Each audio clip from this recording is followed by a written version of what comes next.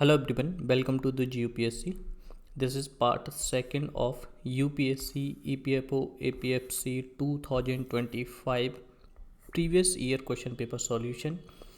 इस सीरीज़ में हम क्या कर रहे हैं, जो भी हाई यील्डिंग टॉपिक्स हैं, जिन टॉपिक्स से यील्ड जो है ज़्यादा हो सकती है, मतलब मैक्सिमम आउटपुट हम निकाल सकते हैं विद मिनिमम इनपुट, उनके थ्रू हम PYQs को सॉल्व कर रहे हैं हाई यील्डिंग टॉपिक्स के थ्रू। ठीक, ये वीडियो मैं आपके लिए लेके आ रहा हूँ। मेरा नाम है अनिल चौधरी। ये सभी एग्जाम्स जो मैंने क्वालिफाई किए हैं for the residential purpose. Okay, अगर आप UPSC EPFO की तैयारी कर रहे हैं तो आप हमारा एंड्रॉयड ऐप डाउनलोड कर सकते हैं और आप EPFO से रिलेटेड कोर्सेज जो हैं वो चेकआउट कर सकते हैं हमारे। टिल 16 अगस्त 16 अगस्त तक हमारी इंडिपेंडेंस डे सेल जो है वो लाइव है। द्विज 20 आप कूपन कोड यूज़ कीजिए और फ्लैट 20% एडिशनल ऑफ मिलेगा आपको सभी कोर्सेज पर। इस वीडियो का जो PDF है वो डिस्क्रिप्शन में दिए हुए टेलीग्राम चैनल के लिंक से आपको मिलता है। द्विज UPSC ये टेलीग्राम चैनल है, आप ज्वाइन कर सकते हैं। कोई भी क्वेरी है 8477850042 इस मोबाइल नंबर पर व्हाट्सएप करके आप मुझसे पूछ सकते हैं। चलिए शुरू करते हैं। 21 क्वेश्चन 1 से लेके जो 20 तक क्वेश्चन हैं वो मैं पार्ट 1 में कवर कर चुका हूँ, जिसमें हमने एंटायर इंग्लिश का जो सेक्शन था 2025 APFC PYQ हमने कवर किए थे। अभी क्या है, GK का जो सेक्शन है उसको हम कवर कर रहे हैं। तो 21 क्वेश्चन अभी क्या होगा, जैसे मैं आपके सामने क्वेश्चन प्रेजेंट करूँगा, उसमें जो भी टॉपिक होगा उसको मैं आपको बेहतर तरीके से समझाऊंगा और उसके बाद हम वापस आएंगे और क्वेश्चन को सॉल्व करेंगे कि आप बेहतर तरीके से क्वेश्चन को सॉल्व कर पा रहे हैं क्या। तो सबसे पहले क्वेश्चन है जिसमें आपको फुल फॉर्म पूछी है कि एक्रोनियम जो होता है AWACS क्या होती है इसकी फुल फॉर्म। तो देखिए AWACS जो होता है उसकी फुल फॉर्म होती है airborne warning and control system. Airborne warning and control system ये क्या होता है, ये एक तरीके का surveillance command and control platform होता है जो एयरबोर्न होता है, मतलब हवा में, एयर में ही हम कमांड एंड कंट्रोल कर सकते हैं, उस तरीके का एक सर्विलेंस प्लेटफॉर्म होता है। ये जो है पावरफुल रडार वगैरह ऐसी सारी चीज़ों से इक्विप्ड होता है और ये किसी एयरक्राफ्ट पर जो है माउंट कर दिया जाता है, एयरक्राफ्ट पे इसको सेट कर दिया जाता है। ये क्या करता है, ये प्रोवाइड करता है long range detection, tracking and identification and command support for aerial and surface target. कोई भी सरफेस पर हमें टारगेट को हिट करना है, कोई भी एरियल मतलब हवा में हमें किसी टारगेट को हिट करना है, तो उसके लिए long range detection, traction and identification का काम करता है। इसको एक तरीके से आप आई इन द स्काई भी समझ सकते हैं कि आसमान में हमारी एक आँख होती है जिसके थ्रू हम नज़र रख सकते हैं। फैल्कन AWACS हमारा रशियन IL-76 एयरक्राफ्ट पर माउंटेड है। इसी तरीके की एक और जो है टेक्नोलॉजी होती है जिसे बोलते हैं AEW&C, जिसका फुल फॉर्म होता है airborne early warning and control system. ये क्या होता है, airborne warning and control system, लेकिन एक है airborne early warning and control system. ये दोनों ही एक ही काम करते हैं लेकिन दोनों हैं दोनों अलग अलग चीज़। हमने बनाया है अपने इंडिजीनियसली नेत्रा। जैसे हाईएस्ट लेवल का तो होता है AWACS, उससे सेकंड ग्रेड का जो थोड़ा सा रहता है वो रहता है AEW&C, जो हमने नेत्रा डेवलप किया है। तो ये मैंने आपको बता दिया कि जो लार्जर डिस्टेंस होती है लॉन्ग रेंज में जो है हम AWACS यूज़ करते हैं, लेकिन शॉर्टर डिस्टेंस में हम AEW&C भी यूज़ कर लेते हैं, जो DRDO ने हमारे लिए नेत्रा तैयार किया है, इंडिजिनियसली डेवलप्ड है। ओके, तो ये मैंने पूरा आपको टॉपिक समझाया है। अब देखिए वापस से आते हैं। अब हमसे कोई भी क्वेश्चन पूछ लिया जाता है एयर वार्निंग कंट्रोल सिस्टम से रिलेटेड, तो हम कर पाएंगे आंसर क्या है। AWACS क्या होता है, airborne warning and control system, airborne warning and control system. Option D is correct. Next question देखते हैं। इसमें हमसे क्या पूछा गया है कि ड्रोन को जाम करने के लिए, ड्रोन का जो फंक्शन है उसको डिस्टर्ब करने के लिए GPS एंड कम्युनिकेशन सिस्टम को हम यूज़ करते हैं इलेक्ट्रोमैग्नेटिक, जो भी इंटरफेरेंस होता है उसका यूज़ करते हैं। लेकिन ये जो इलेक्ट्रोमैग्नेटिक इंटरफेरेंस होता है ये किस फ्रीक्वेंसी का होना चाहिए ड्रोन के कम्युनिकेशन को डिस्टर्ब करने के लिए, GPS सिस्टम को डिस्टर्ब करने के लिए। अब क्या करेंगे, वही टॉपिक को जानेंगे पूरा। तो ड्रोन अगर हम जैम करते हैं तो उसमें इलेक्ट्रोमैग्नेटिक सिग्नल जो है वो इन्वॉल्व होते हैं हाई पावर के, और वो उसी फ्रीक्वेंसी की होनी चाहिए जिस फ्रीक्वेंसी पर ड्रोन के साथ कम्युनिकेशन किया जाता है और नेविगेशन के लिए यूज होता है। उसी फ्रीक्वेंसी पर अगर हम इंटरफेयर करेंगे तो क्या है, जो ड्रोन को ओरिजिनल सिग्नल मिल रहे हैं और जो हम सिग्नल्स के थ्रू इंटरफेयर कर रहे हैं वो कंफ्यूज हो जाएगा कि पता नहीं कौन से सिग्नल जो है वो करेक्ट हैं, किसको रिसीव करूं।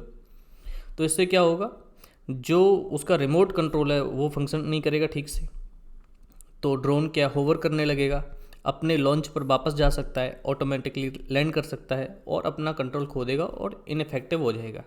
जो कॉमन कम्युनिकेशन की फ्रीक्वेंसी हैं वो आप देख सकते हैं कि जीपीएस सिग्नल के लिए 1.2 टू 1.6 गीगाहर्ट्ज़ की फ्रीक्वेंसी का यूज़ किया जाता है, 2.4 गीगाहर्ट्ज़, 5.8 गीगाहर्ट्ज़, यही सब रेडियो कम्युनिकेशन के लिए जो फ्रीक्वेंसी यूज़ होती हैं। माइक्रोवेव फ्रीक्वेंसी जो है उसके जैमर यूज़ होते हैं जीपीएस रिसेप्शन को ब्लॉक करने के लिए, रेडियो कम्युनिकेशन को डिसरप्ट करने के लिए, टेलीमेट्री और डेटा लिंक्स को इंटरप्ट करने के लिए, और ड्रोन स्वॉर्म्स अटैक जो होते हैं विदाउट एनी काइनेटिक वेपन उनको न्यूट्रलाइज करने के लिए माइक्रोवेव फ्रीक्वेंसी का यूज किया जाता है। अब थ्योरी मैंने समझा कि आपको सेम फ्रीक्वेंसी पर ही हम जो है इंटरफेयर करेंगे, जिससे कि वो ओरिजिनल सोर्स में और अटैकिंग सोर्स की फ्रीक्वेंसी को लेकर कंफ्यूज हो जाएगा, तो ठीक से काम नहीं करेगा। तो कौन सा आंसर आपका सही होगा, microwave frequency, answer B is correct for this question. Next question देखते हैं, which among the following is the correct method employed by GPS to find the location of target. जो जीपीएस का जो सिस्टम है वो टारगेट की location को find करने के लिए किस मेथड का यूज़ करता है। ट्रायलेटरेशन मेथड जो है वो दूसरा, डायलेशन मेथड है तीसरा जो मेथड है वो कि मेज़र करेगा डिस्टेंस को, जियो स्टेशनरी सेटेलाइट होगी कोई वहाँ से मेज़रमेंट करेगा डिस्टेंस को अपने टारगेट से पोलर सेटेलाइट से। तो जियो स्टेशनरी सेटेलाइट दी हुई है, पोलर सेटेलाइट दी हुई है, लेकिन एक ही सेटेलाइट के बारे में बात कर रहा है। ट्रायलेटरेशन मेथड में जो है 3 चीज़ों का यूज़ होगा, हमारे दिमाग में इस तरीके से आ सकता है। डायलेशन में 2 चीज़ों का यूज़ होगा, 2 जो सेटेलाइट्स वगैरह कुछ भी हो सकता है। देखते हैं जीपीएस काम कैसे करता है। सबसे पहले तो ये देख लेते हैं। जीपीएस की फुल फॉर्म है ग्लोबल पोजीशनिंग सिस्टम। ये एक सैटेलाइट बेस्ड नेविगेशन सिस्टम है, डेवलप किया गया है यूएसए के द्वारा। इसमें क्या है, आप पोजीशन पता कर सकते हैं, लैटिट्यूड, लॉन्गिट्यूड, अल्टीट्यूड, नेविगेट कर सकते हैं, प्रिसाइज टाइम सिंक्रोनाइजेशन के साथ चीज़ों को ध्यान में रख सकते हैं। ये क्या है, एक मैथमेटिकल टेक्निक होती है ट्रायलेटरेशन, उसका यूज़ करके इसको डेवलप किया गया है। इस मैथमेटिकल टेक्निक का यूज करके हम डिटरमाइन करते हैं किसी भी अननोन लोकेशन को हम कैसे डिटरमाइन करते हैं। सपोज़ कीजिए कि आपके पास ये 3 पॉइंट हैं, पॉइंट ए, रुकिए पेन में थोड़ा सा बड़ा लेता हूँ, ये है पॉइंट ए आपका, ये पॉइंट बी है और ये पॉइंट सी है, और ये अननोन पॉइंट आपका यू, इसका हमको पता करना है। ये अननोन पॉइंट यू है, इसको हमें पता करना है। तो हम क्या करते हैं, पूरे यूनिवर्स में हम 3 पॉइंट को रेफरेंस लेते हैं, पॉइंट ए से, पॉइंट सी से और पॉइंट बी से रेस्पेक्टिवली इसकी दूरी कितनी है, इसकी डिस्टेंस कितनी है। उसी के रेस्पेक्ट में हम पॉइंट यू की लोकेशन को बताते हैं कि ए, बी और सी, हमने 3 रेफरेंस पॉइंट लिए हैं, उससे हमें पता लगा है कि पॉइंट यू की लोकेशन क्या है। इसमें हम लैटिट्यूड, लॉन्गिट्यूड, अल्टीट्यूड सारी चीज़ों का पता कर सकते हैं। तो ट्रायलेटरेशन मेथड क्या है कि 3 नोन पॉइंट से एक अननोन लोकेशन का हम पता लगाते हैं। डिस्टेंस मापी जाती है फ्रॉम 3 और मोर नोन रेफरेंसेस पॉइंट। 3 या 3 से ज़्यादा होंगे, लेकिन ट्रायलेटरेशन में 3 पॉइंट होते हैं। जीपीएस में रेफरेंस पॉइंट जो जीपीएस के सैटेलाइट्स होते हैं, और ये जो पोजीशंस होती हैं ये स्पेस में प्रिसाइजली नोन होती हैं इन जीपीएस सैटेलाइट्स की। रिसीवर्स जो है कितना दूर है हर एक सैटेलाइट से, हम उनको मेज़र कर लेते हैं, उसके बाद उसकी डिस्टेंस को, लोकेशन को हम बताते हैं कि जब वो भी इंटरसेक्ट करता है वहाँ। अब देखिए कुछ और भी ग्लोबल पोजीशनिंग सिस्टम हैं जो पोजीशन को डिटरमाइन करके बताते हैं। जैसे जीपीएस तो हो गया यूएसए का, ग्लोनास ये रशिया का है, गैलीलियो यूरोपियन यूनियन का है, बीडू ये चाइना का है, और नाविक इंडिया ने डेवलप किया है इंडिजीनियसली। इंडिया के अलावा केवल 4 ऐसी ऑर्गेनाइजेशंस या फिर कंट्रीज़ हैं जिनके पास ये है, क्योंकि यूरोप के पास कंबाइंड है, ये पूरा का पूरा यूरोप का ही है। नेविगेशन, नाविक की जो फुल फॉर्म है वो है navigation with Indian constellation. India ने जो कॉन्स्टलेशन डेवलप किया उसके साथ नेविगेट करो। तो जीपीएस कौन सी मेथड को यूज करता है, ट्राइलेटरेशन मेथड को। 3 पहले से नोन रेफरेंसेस पॉइंट के थ्रू हम एक अननोन पॉइंट की लोकेशन को बताते हैं, उसी को ट्राइलेटरेशन मेथड कहते हैं। और ये रेफरेंसेस पॉइंट क्या होते हैं? हमारे जो अंतरिक्ष में सैटेलाइट होते हैं उनको ही बोलते हैं रेफरेंस पॉइंट। नेक्स्ट क्वेश्चन देखते हैं कौन सा है। नेक्स्ट क्वेश्चन है आपका, which one among the following is the correct nature of the substance filling up the pleural cavity the space between the lungs and the chest. Chest के बीच में और लंग्स के बीच में क्या है? जैसे ये अगर आपके लंग्स हैं और ये पूरी चेस्ट है, तो इसके बीच में कोई प्लूरल कैविटी रहती है एक, ठीक। तो उस प्लूरल कैविटी में क्या चीज़ें जो फिल होती हैं, सब्सटेंस जो फिलिंग रहता है, फिलिंग अप रहता है, वो क्या है? वो लिक्विड है, ड्राई एयर है, ह्यूमिड एयर है, फैटी मसल्स हैं, क्या है वो? देखते हैं। ये देखिए इस तरीके से होता है, मैं आपको दिखाता हूँ आप बेहतर तरीके से। ये प्लूरल कैविटी आपको दिख रही है, ये जो प्लूरल कैविटी है, ओके। ये आपके लंग्स हैं, ये एल्वेली हैं आपके जिनमें हवा भरी रहती है, ओके। और ये पूरा लंग्स है, और ये बाहर की जो आपको रेफरेंस देखने को मिल रहा है, ये चेस्ट का हिस्सा है, ओके। ये जो आपको वाटरस कलर का, जो स्काई ब्लू कलर का दिख रहा है, ये प्लूरल कैविटी। तो इसमें क्या होता है देखते हैं। The pleural cavity is narrow space between 2 layers of pleural surrounding the lungs. Pleura जो होता है लंग्स के अराउंड, उनके बीच में एक कैविटी होती है, उसी को प्लूरल कैविटी बोलते हैं।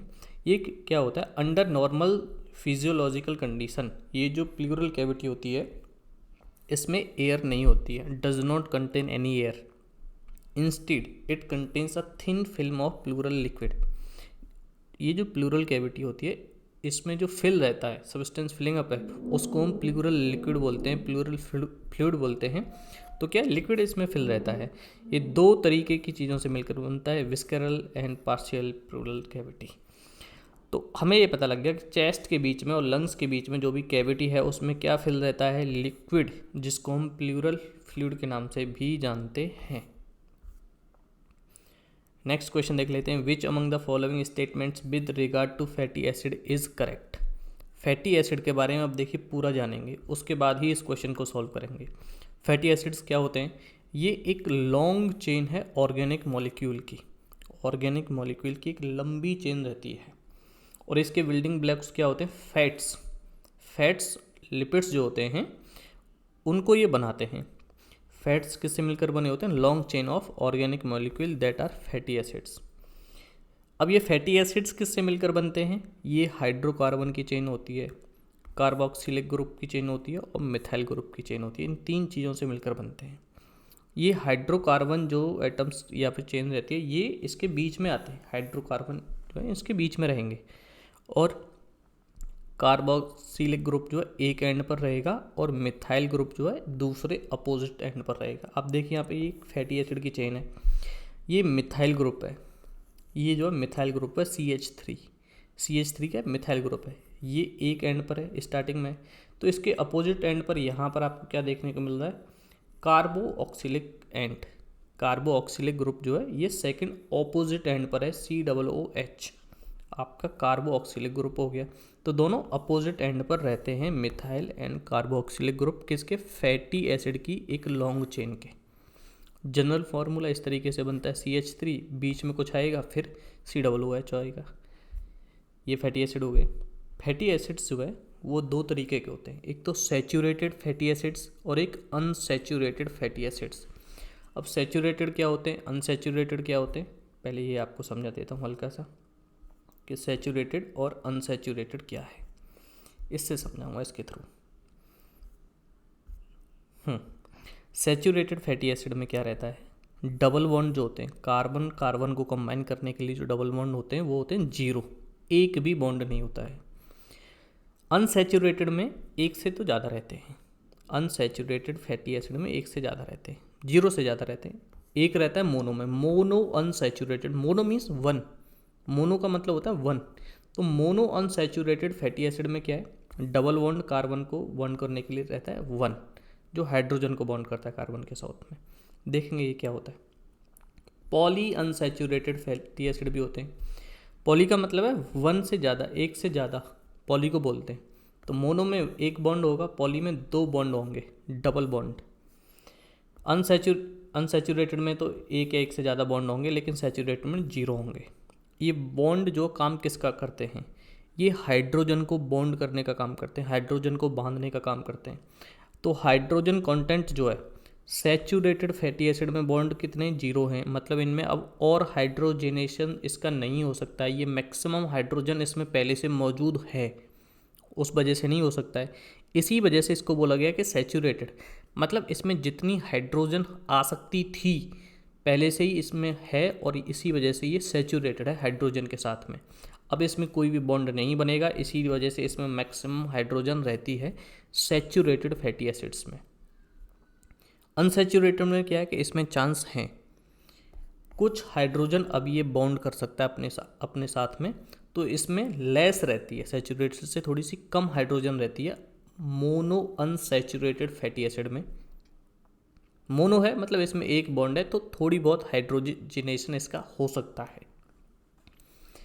Hydrogen content poly unsaturated fatty acid की बात करें तो इसमें बहुत ही कम होता है, ना के बराबर होता है हाइड्रोजन, और इसका हाइड्रोजनेशन बहुत ज़्यादा है, इसकी कैपेसिटी बहुत ज़्यादा है, क्योंकि इसमें 2 या 2 से ज़्यादा बॉन्ड रहते हैं। ये बहुत सारी हाइड्रोजन को अपने साथ बॉन्ड कर सकता है, इसका हाइड्रोजनेशन हो सकता है आसानी से। फिजिकल स्टेट क्या होती है, जो सैचुरेटेड फैटी एसिड होते हैं वो मोस्टली रूम टेम्परेचर पर सॉलिड रहते हैं। रूम टेम्परेचर पर सॉलिड रहते हैं, इसका मतलब है कि उनका जो मेल्टिंग पॉइंट है वो हाई रहता है सैचुरेटेड का। अनसैचुरेटेड का, जिसको हम 2 कैटेगरी में मोनो और पॉली में बांटते हैं, इनके जो करेक्टरिस्टिक्स होंगे लगभग सेम होंगे। तो अनसैचुरेटेड में क्या होता है, मोस्टली दोनों लिक्विड होते हैं और इनका जो मेल्टिंग पॉइंट है वो थोड़ा सा नीचे ही रहता है, कम टेम्परेचर पर ही मेल्ट कर जाते हैं। एग्जाम्पल क्या है सैचुरेटेड की, बटर है, घी है। मोनो अनसैचुरेटेड का क्या, ऑलिव ऑयल है। पॉली अनसैचुरेटेड के है सनफ्लावर, फिश ऑयल, ये सारे एग्जाम्पल हैं। अभी देखिए मैंने बताया number of double bond saturated में 0, क्योंकि बिल्कुल भी हाइड्रोजन अब आ ही नहीं सकती है, उसमें मैक्सिमम हो चुका है। ओके, तो कोई बॉन्ड नहीं बनेगा। एग्जाम्पल क्या रहते हैं सैचुरेटेड के, palmitic acid, stearic acid. Mono unsaturated fatty acid MUFA, oleic acid के नाम से भी इसको जानते हैं, और इस ओलिक एसिड जो इसका एक एग्जाम्पल है। प्यूफा, पॉली अनसैचुरेटेड, इसमें लाइनोलिक एसिड और अल्फा लाइनोलिनिक एसिड जो है इसके एग्जाम्पल हैं। और थोड़ा बहुत जानते हैं, देखिए फैटी एसिड क्या, हाइड्रोकार्बन की चेन होते हैं, एक एंड पर कार्बोक्सिलिक ग्रुप होता है, दूसरे पर मिथाइल रहता है। डिफरेंस क्या है कि प्रेजेंस ऑफ हाइड्रोकार्बन के डबल बॉन्ड कितने होते हैं, उसी के बेसिस पर हमने बांटा था ना कि हाइड्रोकार्बन के कितने बॉन्ड, 0 बॉन्ड तो सैचुरेटेड, 1 तो मोनो, और 1 से ज़्यादा है तो पॉली अनसैचुरेटेड। अब देखिए सैचुरेटेड फैटी एसिड और अनसैचुरेटेड, इन दोनों का कंपैरिजन करके भी दिखा दिया मैंने आपको सामने। डबल बॉन्ड सैचुरेटेड में 0 रहेगा, हाइड्रोजन एटम मैक्सिमम रहेंगे सैचुरेटेड में, carbon atom only single bond के साथ ही होंगे। शेप कैसी होगी, स्ट्रेट रहती है, दोनों की लगभग स्ट्रेट सी रहती है। टेम्परेचर क्या, रूम टेम्परेचर पर सॉलिड रहते हैं सैचुरेटेड। मेल्टिंग पॉइंट इनका हाई रहता है। कॉमन एग्जांपल क्या है, बटर, घी, चीज़, कोकोनट, एनिमल फैट। हेल्थ पर इफेक्ट, ज़्यादा मात्रा में लेने से LDL जो है बैड कोलेस्ट्रॉल के नाम से भी जिसे जानते हैं वो इंक्रीज हो जाता है। अनसैचुरेटेड की बात करें, एक या एक से ज़्यादा इनमें डबल बॉन्ड होते ही हैं। एक होगा अगर तो उसको बोलते हैं मोनो अनसैचुरेटेड फैटी एसिड। अगर एक रहेगा तो ज़्यादा रहेंगे तो पॉली अनसैचुरेटेड फैटी एसिड हो जाएगा। अब इनमें हाइड्रोजनेशन क्या है, सैचुरेटेड के मुकाबले कम होती है इसमें हाइड्रोजन के एटम्स जो हैं, इसी वजह से इनका हाइड्रोजनेशन हो जाता है। डबल बॉन्ड एक या एक से ज़्यादा होते हैं। बेंट चेन के तरीके से बने हुए होते हैं, मोस्टली रूम टेम्परेचर पर लिक्विड रहते हैं, इसी वजह से मेल्टिंग पॉइंट इनका लो रहता है। एग्जांपल क्या है इनके, olive oil, sunflower oil, mustard, fish and nuts oil. Generally क्या है, ये हार्ट हेल्थ को इम्प्रूव करते हैं। अब देखते हैं क्वेश्चन आपसे क्या कह रहा था। क्वेश्चन आपसे बोल रहा था most fatty acids have carboxylic group at one end and methyl group at other end. हमने देखा ना कि फैटी एसिड्स में एक ग्रुप, एक जो आपका क्या बोलते हैं उसको, वन एंड, ये जो चेन जो बनती है इसके एक एंड पर तो रहेगा कार्बोक्सिलिक ग्रुप और दूसरे एंड पर क्या रहेगा, मिथाइल ग्रुप रहेगा। एक एंड पर रहेगा मिथाइल, दूसरे एंड पर रहेगा कार्बोक्सिलिक। डन हो गया, दिस इज करेक्ट। तो हमको ये बताना था वैसे तो इसमें से कि कौन सा करेक्ट है, लेकिन बाकी भी देखते हैं। Saturated fatty acids carry even number of double bond. Saturated fatty acid में ना तो इवन होते हैं ना ही ऑड होते हैं, क्योंकि इनमें डबल बॉन्ड की नंबर कितना होता है, 0 0 डबल बॉन्ड होते हैं। तो ऑड वाला ऑप्शन भी इनकरेक्ट है और इवन वाला भी इनकरेक्ट है, बी और सी इनकरेक्ट हो गए। मोनो अनसैचुरेटेड फैटी एसिड जो होते हैं इनमें जितने ज़्यादा हाइड्रोजन के एटम आ सकते हैं उतने ज़्यादा ये कैरी करते हैं। नहीं, गलत है। ये है सैचुरेटेड के बारे में। सैचुरेटेड मतलब ये सैचुरेट हो चुके हैं, इनमें जितनी भी मात्रा आ सकती थी इन्होंने कैपेसिटी को फुल कर लिया है, तो ये तो अनसैचुरेटेड है ना। तो mono unsaturated as many as carry नहीं, उतने नहीं होते हैं जितने ये कैरी कर सकते हैं, इनका हाइड्रोजनेशन हो सकता है। मोनो अनसैचुरेटेड में हाइड्रोजनेशन के लिए ही एक डबल बॉन्ड भी होता है। करेक्ट, आपको मैंने पूरा समझा दिया। फैटी एसिड से रिलेटेड अब आपसे कुछ भी पूछेगा एग्जाम में आप सब कुछ कर देंगे। इसी तरीके से हम क्या कर रहे हैं, जो भी हाई यील्ड के टॉपिक हैं PYQ में पूछे गए उनको कंप्लीट कवर कर रहे हैं। आपको कहीं से भी इसके अलावा ये कवर करने की पढ़ने की ज़रूरत नहीं है। नेक्स्ट क्वेश्चन देखते हैं। Which among the following are the primary reactants of the photochemical smoke. अब फोटोकेमिकल स्मोक से रिलेटेड क्वेश्चन है, इसको देखेंगे पूरा जानेंगे क्या होता है फोटोकेमिकल स्मोक। फोटोकेमिकल स्मोक जो है ये एक सेकेंडरी एयर पॉल्यूटेंट है। ये फॉर्म होता है जब प्राइमरी पॉल्यूटेंट्स जैसे nitrogen oxide, volatile organic compound, जो अनब्रंट हाइड्रोकार्बन्स होते हैं जैसे कि पेट्रोल डीजल पूरे तरीके से नहीं जला हुआ होता है, वो रिएक्ट कर जाते हैं सनलाइट के साथ में या फिर अल्ट्रावायलेट रेडिएशन के साथ में। मतलब नाइट्रोजन के ऑक्साइड हो गए, अनब्रंट हाइड्रोकार्बन हो गए, वोलेटाइल ऑर्गेनिक कंपाउंड हो गए, ये जब रिएक्ट करते हैं सनलाइट के साथ में तो फोटोकेमिकल स्मोक जो है इसका फॉर्मेशन होता है, और ये एक सेकेंडरी एयर पॉल्यूटेंट है। प्राइमरी रिएक्टेंट्स फोटोकेमिकल स्मोक के क्या होते हैं, जैसे अभी बताया कि नाइट्रोजन के ऑक्साइड हो गए, स्पेशली निट्रिक ऑक्साइड, या फिर पूरे तरीके से जो नहीं जले हैं अनब्रंट हाइड्रोकार्बन्स जो हैं वो वोलेटाइल ऑर्गेनिक कंपाउंड। अब ये जो है कहाँ कहाँ से निकल सकता है, जैसे मोटर व्हीकल से, पूरे तरीके से जो फ्यूल नहीं कम्बस्ट, जिसका कम्बशन पूरे तरीके से नहीं हुआ है, इंडस्ट्री से, थर्मल पावर प्लांट से, और फ्यूल कम्बशन जैसे अभी मैंने बताया उस सब से जो है निकलता है और ये एक्सपोज करता है सनलाइट के साथ में, तो फोटोकेमिकल रिएक्शन जो है वो होती है और फोटोकेमिकल स्मोक आपको देखने को मिलता है। मेजर कंपोनेंट क्या है, जैसे ओजोन है, इसको सेकेंडरी पॉल्यूटेंट भी कह सकते हैं। Peroxy acetyl nitrate, peroxy acetyl nitrate, ये जो है पेन, ये आई में इरिटेशन करता है। नाइट्रोजन डाइऑक्साइड, ब्राउन गैस, जिसको ब्राउन गैस भी बोलते हैं। एल्डिहाइड्स, रेस्पिरेटरी इरिटेशन होती है इनसे। और ऑर्गेनिक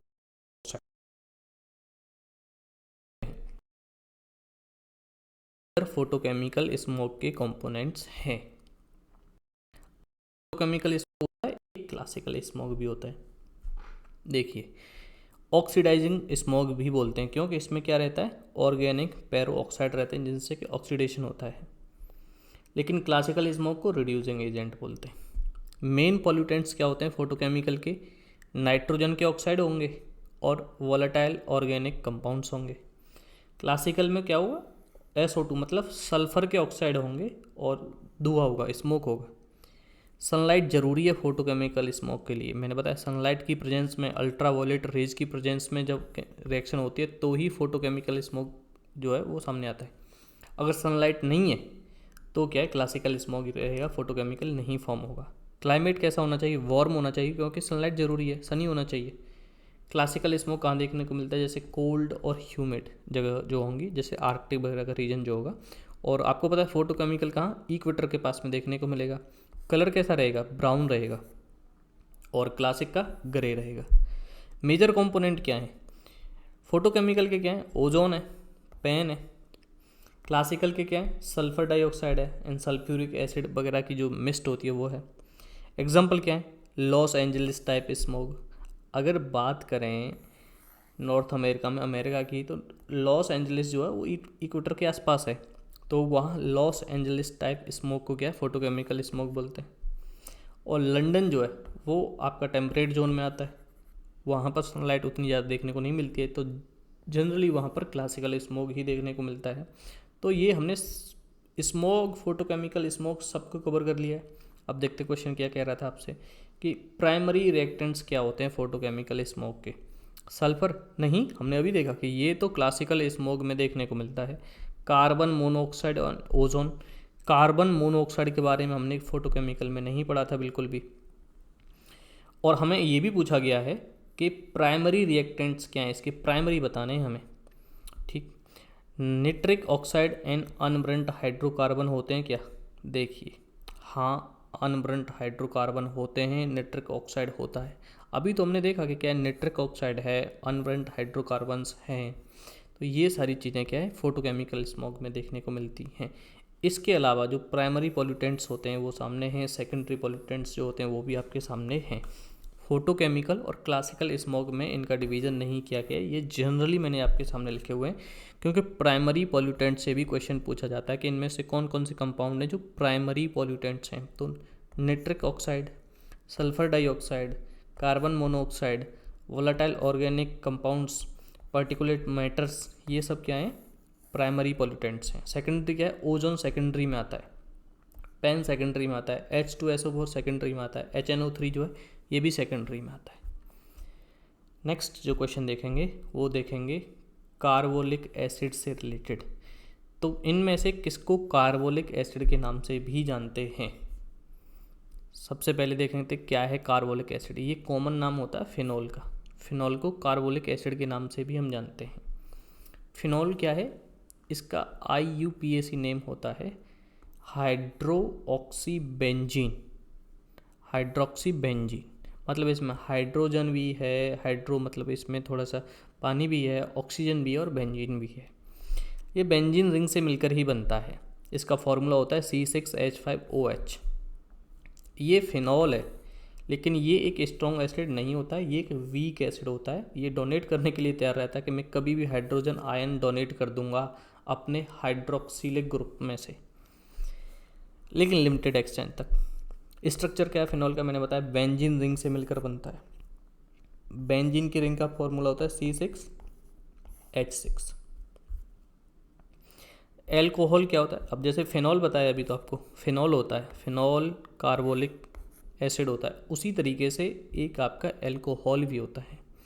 एल्कोहल जो है इसमें भी हाइड्रोक्सिलिक ग्रुप होता है, और अभी हमने देखा कि कार्बोलिक एसिड या फिर फिनॉल में भी हाइड्रोक्सिलिक ग्रुप होता है। ये OH लास्ट में जो रहता है, OH जो लास्ट में रहता है इसको बोलते हैं हाइड्रोक्सिलिक ग्रुप। तो एल्कोहल का एक एग्जांपल जैसे अभी आप देखने को मिल रहा होगा, इथेनॉल है बहुत ज़्यादा। तो इथेनॉल का क्या फॉर्मूला है, C2H5NOH, ये तो हो गया इथेनॉल। एंड फिनॉल क्या है, C6H5OH, तो H5OH H5OH। इसी तरीके से ईथर भी रहता है। ये कंपाउंड्स होते हैं। फिनॉल क्या होते हैं, एल्कोहल क्या होते हैं, ईथर क्या होते हैं, एसीटोन क्या होते हैं। ईथर क्या है, ये ऑक्सीजन एटम के साथ मिलकर बनता है। 2 कार्बन एटम्स होंगे ऑक्सीजन के, उनके साथ मिलकर बन जाएगा, ठीक है। ऑक्सीजन का ये एटम है, डाई ईथर का फॉर्मूला आपके सामने दिखा रहा हूँ। तो क्या होगा, ऑक्सीजन के साथ ये दोनों तरफ बॉन्ड बनाएंगे, ऑक्सीजन रहेगा बीच में, ऑक्सीजन बीच में, दोनों तरफ बॉन्ड बना लेंगे। सेम कंपाउंड होगा C2H5 ऑक्सीजन के साथ मिलकर इन्होंने बॉन्ड बना लिया। ये क्या है, ईथर है। ये किसका एग्जाम्पल है, ईथर का है। डाई इथाइल ईथर का आपको सामने एग्जाम्पल देखने को मिल रहा है। एसीटोन, इसको सिंपलेस्ट कीटोन बोलते हैं। ये क्या करेगा, ये CO के साथ मिलकर बॉन्ड बना लेगा दोनों तरफ सेम तरीके से। देखिए इस तरीके से सेम तरीके कंपाउंड दोनों तरफ रखेगा और CO के साथ मिलकर बॉन्ड बनाएगा, तो एसीटोन बोलेंगे। ईथर क्या होगा, ऑक्सीजन रखेगा बीच में, ऑक्सीजन बीच में रखेगा, दोनों तरफ सेम कंपाउंड रख देगा और बोलेगा मैंने बना लिया एक डाई इथाइल ईथर। अब सबको कंपेयर करके दिखा देता हूँ फंक्शनल ग्रुप क्या होंगे। फिनॉल में क्या रहता है, OH रहता है, लेकिन एरोमेटिक है, इसमें से खुशबू आती है क्योंकि ये वीक एसिड है, बहुत ही वीक एसिड है, स्ट्रॉन्ग एसिड नहीं है, एसिड नहीं है। एल्कोहल क्या है, ये इथाइल OH के साथ मिलाता है, एल्कली है ये, ओके। ये क्या है, एल्कली ग्रुप के साथ है। और फिनॉल क्या है, एरोमेटिक ग्रुप के साथ है। सामने फॉर्मूला देख सकते हैं, C6H5 फिनॉल का है और C2H5 जो है एल्कोहल का है। ईथर क्या रहता है, मैंने बताया था आपको, ऑक्सीजन के साथ मिलकर बनाता है, ऑक्सीजन के साथ मिलेगा और दोनों तरफ सेम कंपाउंड रख देगा, डाई इथाइल ईथर जैसे कीटोन क्या है, इसको एसीटोन के नाम से भी जानते हैं। कार्बन और ऑक्सीजन दोनों के साथ मिलकर बनाएगा, कार्बन ऑक्सीजन के साथ, कार्बन मोनोऑक्साइड के साथ मिलकर CH3 को जोड़ देगा और कहेगा कि मैंने एसीटोन को बना लिया है। अब सामने देखिए, इसको देखेंगे बाद में, लेकिन इससे पहले क्वेश्चन को सॉल्व कराता हूँ आपको। तो कार्बोलिक एसिड क्या होता है, फिनॉल रहता है। एल्कोहल को भी देखा हमने, ईथर को भी देखा, एसीटोन को भी देखा है। OH अटैच रहता है फिनॉल में बेंजीन रिंग से, और अगर बात करूँ एल्कोहल में तो एल्कली चेन के साथ OH अटैच रहता है। एसिडिक नेचर रहता है, वीक रहता है फिनॉल, और ऑलमोस्ट न्यूट्रल जो है वो एल्कोहल रहता है। एग्जाम्पल मैंने आपको अभी सामने बताया, इथेनॉल, एल्कोहल का ही एग्जाम्पल है ethanol. Common name carbolic acid और इथाइल एल्कोहल बोलते हैं एल्कोहल को। अब कुछ और भी कंपाउंड्स हैं जिनके कॉमन नेम्स UPSC आपसे पूछता है, जैसे कार्बोलिक एसिड हमने देखा फिनॉल को बोलते हैं। विनेगर जो है एसिटिक एसिड को बोलते हैं। एसिटिक एसिड में ही अगर हम थोड़ा बहुत वाटर अगर ऐड कर देते हैं तो उसको हम विनेगर बोलते हैं। Baking soda, sodium bicarbonate, sodium bicarbonate को बेकिंग NaOH, ठीक है, NaOH, इसी को क्या बोलते हैं, बेकिंग सोडा बोलते हैं। Sodium carbonate, washing soda, washing soda को क्या बोलते हैं, sodium carbonate, NaCO3, sodium carbonate, ये हो गया आपका baking soda. Caustic soda, sodium hydroxide, sodium hydroxide को हम मतलब इसमें हाइड्रोजन को ऐड कर देंगे तो क्या हो जाएगा आपका ये कॉस्टिक सोडा तैयार हो जाएगा। फिर स्लेक्ट लाइम है, कैल्शियम हाइड्रोक्साइड को हम स्लेक्ट लाइम बोलते हैं, और कैल्शियम ऑक्साइड को हम जो क्विक लाइम बोलते हैं। कैल्शियम ऑक्साइड CaO, ये हो गया कैल्शियम ऑक्साइड, इसको क्विक लाइम के नाम से भी जानते हैं। अब इसी में हमने पानी ऐड कर दिया, H2O ऐड कर दिया, H2O ऐड कर दिया CaO में, तो अभी क्या मिलेगा हमें, कैल्शियम हाइड्रोक्साइड मिलेगा, CaNOH का होल ट्वाइस जो है ये आपको सामने देखने को मिलता है, सोडियम हाइड्रोक्साइड, सोडियम नहीं sorry calcium hydroxide. Bleaching powder, calcium oxychloride, calcium oxy CaCl2। Gypsum, calcium sulphate dihydrate, calcium होगा SO4 में आपका सल्फेट हो गया इनटू डाइहाइड्रेटेड मतलब 2H2O, 2 H2O हो गए। अब इस तरीके से जब पॉइंट लगा के हम बाद में H2 ऐड करते हैं तो इसका मतलब है कि इसकी हमें क्रिस्टलाइन फॉर्म देखने को मिलती है, प्रेसिपिटेट इसका देखने को मिलता है, इसका प्रेसिपिटेट हमें देखने को मिलता है, क्रिस्टलाइन फॉर्म होती है। प्लास्टर ऑफ पेरिस, जब इसको थोड़ा बहुत पानी इसमें से निकालते हैं, इसको गर्म कर देते हैं, प्लास्टर ऑफ पेरिस हमें सामने को देखने को मिलता है। या फिर कहेंगे कि जब प्लास्टर ऑफ पेरिस में पानी मिलाते हैं तो हमें जिप्सम सामने देखने को मिलता है। प्लास्टर ऑफ पेरिस का क्या फार्मूला है, calcium sulphate hemihydrate, calcium Ca, sulphate SO4, hemihydrate मतलब आधा हाइड्रेट, आधा H2O, 1/2 H2O, ये हमें प्लास्टर ऑफ पेरिस देखने को मिलता है। हमने कवर कर दिया पूरा का पूरा क्वेश्चन। नेक्स्ट देखते हैं, विच one among the following is the primary commercial use of amines. Amines जो होते हैं, अमाइंस का प्राइमरी कमर्शियल यूज़ क्या रहता है, अमाइंस को सबसे ज़्यादा हम किस में यूज़ करते हैं, तो देखते हैं। अमाइंस क्या हैं, ये ऑर्गेनिक कंपाउंड होते हैं, इनको हम अमोनिया से तैयार करते हैं NH3 से, इसी वजह से हम इनको अमाइंस बोलते हैं। ये रिप्लेस कर देते हैं हाइड्रोजन एटम्स को, तो ये एल्कली या अराइल ग्रुप जो तैयार करते हैं, इस तरीके से अमाइंस जो बनते हैं। अब याद रखिए अमाइंस जो हैं इनको अमोनिया से बनाते हैं, इतना याद रखना, अमाइंस अमोनिया NH3। कहाँ यूज होता है इनका, फार्मास्यूटिकल्स में, सिंथेटिक फाइबर बनाने में, डाई में, एग्रो केमिकल्स में, रबर केमिकल्स में, पॉलीमर्स में, इन सब जगह पर जो है हमें अमाइंस का यूज़ देखने को मिलता है। कुछ नाइट्रोजन से बनने वाले हमें एक्सप्लोजिव भी देखने को मिलते हैं, जैसे TNT है, RDX है, नाइट्रोग्लिसरीन है, पैटन है, PETN, ये सभी कंपाउंड्स क्या हैं, ये एक्सप्लोजिव कंपाउंड्स हैं। लेकिन अमाइंस क्या हैं, ये अमोनिया से मिलकर बनते हैं और ये एक्सप्लोजिव कंपाउंड्स नहीं हैं, ये एक्सप्लोजन नहीं करते हैं, ये इंडस्ट्री में यूज़ होते हैं बेहतर तरीके से। अमाइंस एक्सप्लोजिव है नहीं, ये तो TNT, RDX, ETC जो है वो है। सिंथेसिस होता है मेडिसिन एंड फाइबर्स का, हमने देखा तो था कि देखिए मेडिसिन बनती हैं, फाइबर इससे तैयार होता है। बैटरीज में यूज़ होता है कि नहीं, बैटरीज में नहीं होता है। स्टेम सेल थेरेपी में नहीं, डायरेक्टली यूज़ नहीं होता है, मेडिकल में यूज़ होता है। ऑप्शन बी इज़ करेक्ट 28 का पूरा मैंने आपको कवर कराया, ये भी आप देखिए पूरे तरीके से। फंक्शनल ग्रुप जो है उससे जो भी क्वेश्चंस पूछे जाते हैं वो मैंने सामने फिर से रखे। कंपाउंड्स इधर हैं और फंक्शनल ग्रुप इधर है। एल्कोहल OH, एल्कली के साथ में मिलकर जब OH मिलता है तो एल्कोहल तैयार होता है। फिनॉल OH, बेंजीन रिंग के साथ C6H6, बेंजीन रिंग के साथ जब OH मिलेगा तो फिनॉल तैयार होता है। ईथर OH, दोनों साइड सेम कंपाउंड को ऐड कर देंगे, ईथर तैयार होगा। एल्डिहाइड जो है CHO के साथ फंक्शनल ग्रुप के साथ ऐड होंगे तो एल्डिहाइड बनेंगे। कीटोन C और O के साथ, कार्बन और ऑक्सीजन के साथ दोनों तरफ जब ऐड करेंगे तो कीटोन्स तैयार होते हैं। कार्बो ऑक्सीलिक एसिड COOH कार्बो ऑक्सीलिक एसिड, और अमाइंस जो है NH2 होते हैं। अमाइड्स जो है ये CONH2 होते हैं। ये फंक्शनल ग्रुप के साथ ऐड होते हैं तो अमाइन बनते हैं। अमाइड जो है इस फंक्शनल ग्रुप के साथ, ये फंक्शनल ग्रुप है, मतलब ये ऐड होंगे किसी भी कंपाउंड के पीछे। ये अगर एडिशन देखने को मिलता है तो इस तरीके के कंपाउंड हमें सामने देखने को मिलते हैं। इनमें से कौन सा with regards to ChatGPT is correct? ये एक LLM है, लार्ज लैंग्वेज मॉडल है, ये प्रिडिक्टिव आर्टिफिशियल इंटेलिजेंस है, ये एक high level scientific computer language है, ये एक चैटिंग का सॉफ्टवेयर है। देखिए आंसर तो वैसे भी आप निकाल सकते हैं, लेकिन मैं आपको पूरा का पूरा AI समझा देता हूँ। ChatGPT क्या है उससे पहले देखते हैं कि AI कितने तरीके के हो सकते हैं। तो AI जो है रिएक्टिव AI हो सकता है, प्रिडिक्टिव हो सकता है, जनरेटिव हो सकता है, एंड कन्वर्जेशनल हो सकता है। रिएक्टिव मतलब आप कुछ उसको टास्क देंगे और वो रेस्पॉन्ड कर देगा, respond only to current inputs. अभी आपने कुछ इनपुट दिया उसी को वो रेस्पॉन्ड करेगा, पिछला कुछ भी याद नहीं रखेगा, जैसे चेस इंजन्स जो होते हैं। प्रिडिक्टिव AI क्या है? ये आप कुछ उसको टास्क देंगे, कुछ आप उसको इनपुट देंगे और वो कुछ प्रिडिक्शन आपको समझाएगा। तो फोरकास्ट वेदर करने के लिए, वेदर फोरकास्ट वगैरह etc, इस सब में क्या है? Predictive AI। Credit score, weather prediction, इस सब में क्या? प्रिडिक्टिव AI का यूज़ होता है।